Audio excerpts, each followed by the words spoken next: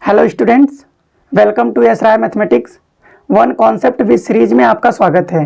तो आज हम लोग बाइनोमियल थ्योरम के पार्ट 4 मतलब कि कंसेप्ट 4 की बात करेंगे और इस कंसेप्ट पे जेईई मेन में जो क्वेश्चन रिसेंटली आए हुए हैं 2019, 20 या 21 के वो सॉल्व करेंगे। देखिए, तो कॉन्सेप्ट है अब हमारा कि सम ऑफ ऑल कोफिशिएंट और ग्रेटेस्ट कोफिशिएंट। ठीक है, बाइनोमियल एक्सपेंशन में सम ऑफ ऑल कोफिशिएंट कैसे निकलेगा और ग्रेटेस्ट कोफिशिएंट कैसे निकलेगा। ठीक है, बेसिकली हम लोग बात करेंगे आज सम ऑफ ऑल कोफिशिएंट इस बात पे और ग्रेटेस्ट कोफिशिएंट, जो कि आपका बहुत इंपॉर्टेंट है। जेईई में इसका क्वेश्चन आया हुआ है 2 बार। तो अगर कोई मान लीजिए आपका बाइनोमियल एक्सपेंशन है,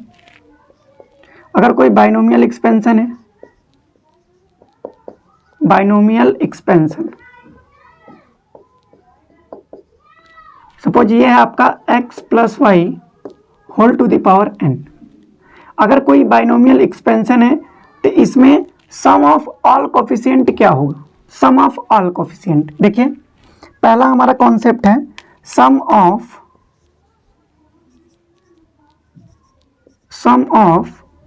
ऑल कोफिशिएंट। ध्यान से देखिएगा, सम ऑफ ऑल कोफिशिएंट का मतलब होगा फॉर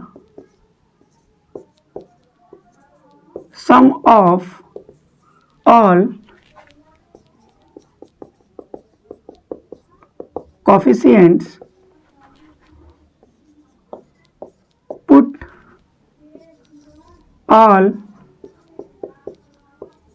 वेरिएबल्स इक्वल टू 1। ठीक है, क्या करेंगे? अगर सम ऑफ ऑल कोफिशिएंट पूछेगा, सम ऑफ ऑल कोफिशिएंट, तो क्या करेंगे? Put all variable equals to 1। Example के लिए हम बताते हैं, जैसे एग्जाम्पल हमने ले लिया, जैसे आपको लिखा है 5x plus 3y equals to n और इसमें पूछ रहा है कि सम ऑफ ऑल कोफिशिएंट क्या होगा? सम ऑफ ऑल कोफिशिएंट, तो क्या करेंगे? For sum of all coefficient, जितने भी वेरिएबल होंगे उसको 1 के इक्वल करेंगे, मतलब x और y को 1 के इक्वल करेंगे, मतलब x equal to y equal to 1। तो यहाँ पे x equal to y equal to 1 लिखेंगे तो क्या आ जाएगा आपका 5 प्लस 3 के पावर n, मतलब 8 के पावर n। ये आपका होगा sum of all coefficient in binomial expansion 5x plus 3y whole to the power n। तो आपको क्या याद रखना है कि सम ऑफ ऑल कोफिशिएंट पूछे तो जितने भी वेरिएबल हैं, जितने भी आपके वेरिएबल हैं उसको क्या करेंगे? इक्वल कर देंगे, किसके? 1 के। 1 के इक्वल करके यहाँ पे वेरिएबल की जगह 1 रख देंगे। जो भी आंसर आएगा वो आपका सम ऑफ ऑल कोफिशिएंट आएगा। ठीक है, समझ में आया होगा। अब हम बातचीत करेंगे ग्रेटेस्ट कोफिशिएंट क्या होगा। ग्रेटेस्ट कोफिशिएंट, देखिए इसको इरेज करते हैं।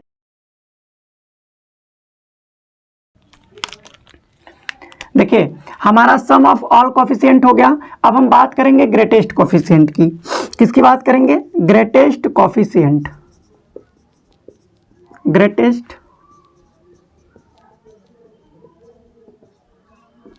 कोफिशिएंट, ग्रेटेस्ट कोफिशिएंट कैसे निकालेंगे? ग्रेटेस्ट कोफिशिएंट का मतलब क्या होता है? देखिए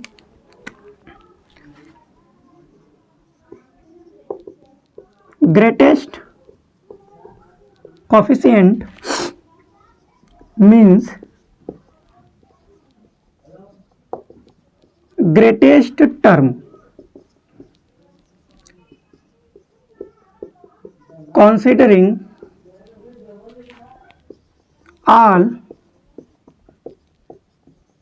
variables equal to 1। ध्यान से समझिए क्या लिखा है। लिखा है ग्रेटेस्ट कोफिशिएंट का क्या मतलब है? ग्रेटेस्ट कोफिशिएंट का मतलब है आपका greatest term considering all variable equals to 1। अभी हम लोग क्या किए हैं, जितने भी वेरिएबल हैं उसको 1 इक्वल करके सम ऑफ ऑल कोफिशिएंट निकालेंगे। उसी सम ऑफ ऑल कोफिशिएंट में जो ग्रेटेस्ट टर्म होगा वही आपका क्या होगा, ग्रेटेस्ट कोफिशिएंट होगा।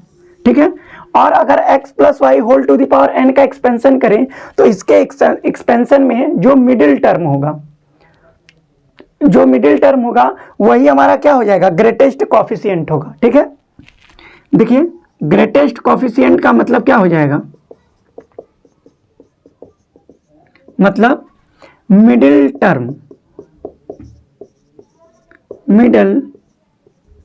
टर्म्स।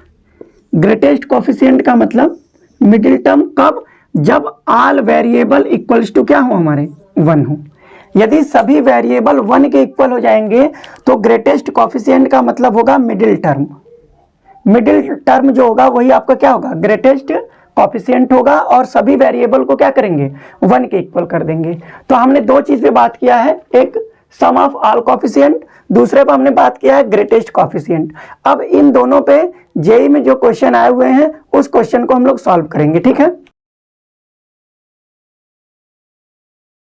तो देखिए जेई मेन 1 सितंबर 2021 का क्वेश्चन है, और ये 2002 में भी सेम क्वेश्चन पूछा गया है। ठीक है, क्या है question, if the sum of coefficient, ध्यान दीजिए क्या गिवन है आपको, sum of coefficient in the expansion of, ये देखिए एक्सपेंशन गिवन है, इज 4096, देन ग्रेटेस्ट कोफिशिएंट आपका पूछ रहा है।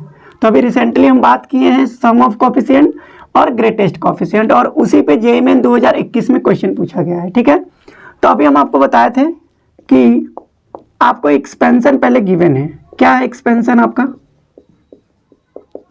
एक्सपेंशन है आपका x plus y whole to the power n, ये आपका एक्सपेंशन है। तो इसमें सम ऑफ कोफिशिएंट के लिए क्या करेंगे, जितने भी वेरिएबल है उसको 1 के इक्वल करेंगे। For sum of coefficient x equal to y equal to 1 put कर देंगे, तो सम कितना आ जाएगा आपका 1 plus 1 whole to the power n, इसका मतलब 2 के पावर n, और ये आपको गिवन है, ये आपको गिवन है 4096, मतलब इसकी जो वैल्यू है 4096, ये आपको गिवन है। अब 4096 का हम फैक्टर कर लेंगे, देखिए यहाँ पे फैक्टर 2 से डिवाइड कर लेंगे, 2 2 जा 4, 2 4 जाए 2 8 जा 16, फिर 2 से करेंगे, 2 1 जा 2, 2 2 जा 4, 2 4 जा 8, फिर 2 से कर लेंगे, 2 5 जा 10, 2 1 जा 2, 2 2 जा 4, फिर 2 से कर लेंगे, 2 2 जा 4, 2 5 जा 10, 2 6 जा 12, फिर 2 से कर लेंगे, 2 1 जा 2, 2 2 जा 4, 2 8 जा 16, फिर 2 से डिवाइड कर लीजिए, 2 6 जा 12, 2 4 जा 8, फिर 2 से डिवाइड कर लेंगे 32, फिर यहाँ 2 से डिवाइड कर लेंगे तो 16, फिर 2 से डिवाइड कर लेंगे तो 8, फिर 2 से डिवाइड करेंगे तो 4, फिर 2 से डिवाइड करेंगे तो 2, फिर 2 से डिवाइड करेंगे तो 1 आ जाएगा। कितने देखिए 1 2 3 4 5 6 7 8 9 10 11 12। वैसे आपको पता होना चाहिए था कि 1024 जो होता है वो 2 के पावर 10 होता है, और ये दो फैक्टर ये, तो 2 के पावर 12 आ जाएगा। मतलब इसकी वैल्यू जो है 2 के पावर n इक्वल टू 2 के पावर 12। कंपेयर कर देंगे, कंपेयर कर देंगे तो n की वैल्यू आपकी कितनी हो जाएगी 12। मतलब इसमें जो n है उसकी वैल्यू कितनी है 12। अब हमको क्या निकालना है, देखिए हमको निकालना है ग्रेटेस्ट कोफिशिएंट। तो ग्रेटेस्ट कोफिशिएंट हम आपको बताएंगे ग्रेटेस्ट टर्म होता है कब, जब जितने भी वेरिएबल हैं वो 1 के इक्वल हो। तो देखिए वेरिएबल आपके 1 के ही इक्वल हैं, तो ग्रेटेस्ट कोफिशिएंट आपका क्या हो जाएगा, ग्रेटेस्ट कोफिशिएंट। अब ग्रेटेस्ट कोफिशिएंट क्या होगा आपका, इस एक्सपेंशन में सबसे ज्यादा कोफिशिएंट, मतलब सबसे ज्यादा वाला कोफिशिएंट कौन सा टर्म होगा, मिडिल टर्म होगा। तो इसका मतलब मिडिल टर्म, मिडिल टर्म। देखिए n की वैल्यू आपकी 12 है, n 12 है, मतलब एक्सपेंशन में कितने टर्म होंगे 13, मतलब जितने पावर होता है एक्सपेंशन में एक ज्यादा उससे टर्म होते हैं। तो n की वैल्यू 12 है तो एक्सपेंशन में 13 टर्म हो गए। तो मिडिल टर्म आपका क्या होता है, मिडिल टर्म आपका होता है t n/2 + 1, मतलब कि t 12/2 + 1 डिवाइड कर लेंगे, t 1 जा t, 2 1 जा 2, 2 6 जा 12, मतलब कि T7 टर्म जो होगा वो इसका क्या होगा, ग्रेटेस्ट कोफिशिएंट होगा। तो देखिए हम इसको इरेज करके करते हैं।